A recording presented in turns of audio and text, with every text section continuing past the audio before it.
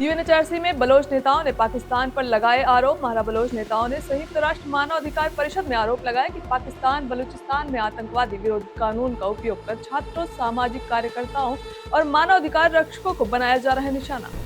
Iraq ने America को सैन्य बेस देने से किया इनकार। इराकी पीएम मोहम्मद शिया अल सुदानी ने कहा कि अमेरिकी सेना को इराक में बेस देना देश की संप्रभुता का उल्लंघन। उन्होंने बताया कि इराकी सेना खुद सुरक्षा संभाल सकती, किसी विदेशी सेना की जरूरत नहीं। जापान के पीएम ट्रंप से मुलाकात। जापान की प्रधानमंत्री साने तकाची ने व्हाइट हाउस में ट्रंप से मुलाकात की और अमेरिकी के साथ मजबूत रिश्तों की बात की। उन्होंने कहा कि जापान ईरान के परमाणु कार्यक्रम के विकास को करता है विरोध। आईआरजीसी के ब्रिगेडियर अली मोहम्मद की मौत। ईरान के आईआरजीसी के प्रमुख spokesperson brigadier Ali Mohammad Naini की मौत। यूएस और इजराइल के साथ 6 महीने तक युद्ध लड़ने का दावा करने वाले नैनी ईरानी मीडिया और प्रचार की रणनीति के प्रमुख थे। अमेरिका का दावा, ईरान में मिसाइल प्लांट तबाह। इस हमले से अमेरिका और इजराइल के बीच रणनीतिक सहयोग पर उठने लगे सवाल। कुवैत में रॉकेट और ड्रोन से हमला हुआ, जिससे मिडिल ईस्ट में तनाव और बढ़ा। विदेश मंत्री एस जयशंकर ने बांग्लादेश हाई कमिश्नर से की मुलाकात। एस जयशंकर ने 20 मार्च 2026 को बांग्लादेश के हाई कमिश्नर रियाज हमीदुल्लाह से मुलाकात की। बैठक में द्विपक्षीय संबंधों का मजबूत करने और आपसी सहयोग बढ़ाने पर चर्चा। इजरायली प्रधानमंत्री बेंजामिन नेतन्याहू ने कहा कि ईरान के साथ जंग लोगों की सोच से भी जल्दी खत्म हो सकती है। उन्होंने दावा किया कि ईरान अब यूरेनियम संवर्धन या बैलिस्टिक मिसाइल बनाने में सक्षम नहीं। अमेरिका ने ईरान से बड़ा नुकसान उठाया। 20 दिनों में जारी यूएस ईरान युद्ध में अमेरिका को भारी सैन्य नुकसान हुआ। अब तक कम से कम 16 अमेरिकी सैन्य विमान और ड्रोन नष्ट हुए। तालिबान के सर्वोच्च नेता हिबातुल्लाह अखुंदजादा ने कंधार के ईदगाह मस्जिद में ईद उल फितर की नमाज के दौरान पाकिस्तान को कड़ा संदेश दिया। उन्होंने कहा कि तोपखाने की गोलाबारी और सैन्य ताकत से नहीं बदलेगा उनका रुख।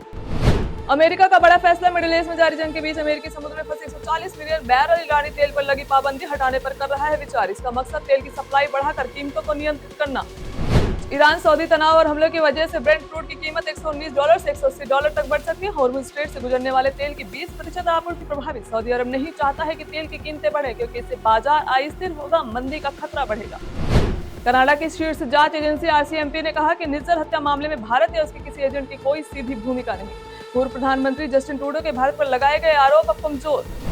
ईडी ने पीएसएल घोटाले में बड़ी कार्रवाई की। ईडी ने पीएसएल लिमिटेड मामले में लगभग 5,000 करोड़ रुपए की 126 संपत्तियां जब्त की। ये संपत्तियां दिल्ली और पंजाब में स्थित और फर्जी निवेश योजना से जुड़ी थी। 20 मार्च 2026 को बीपीसीएल, एचपीसीएल और आईओसीएल ने प्रीमियम पेट्रोल के दाम में 2.09 रुपए की प्रति लीटर की बढ़ोतरी की। अब प्रीमियम पेट्रोल 113.77 रुपए प्रति लीटर पर उपलब्ध। लखनऊ में पेट्रोल 103.92 रुपए प्रति लीटर, पुणे में 113.17 रुपए प्रति लीटर बेचा जा रहा है।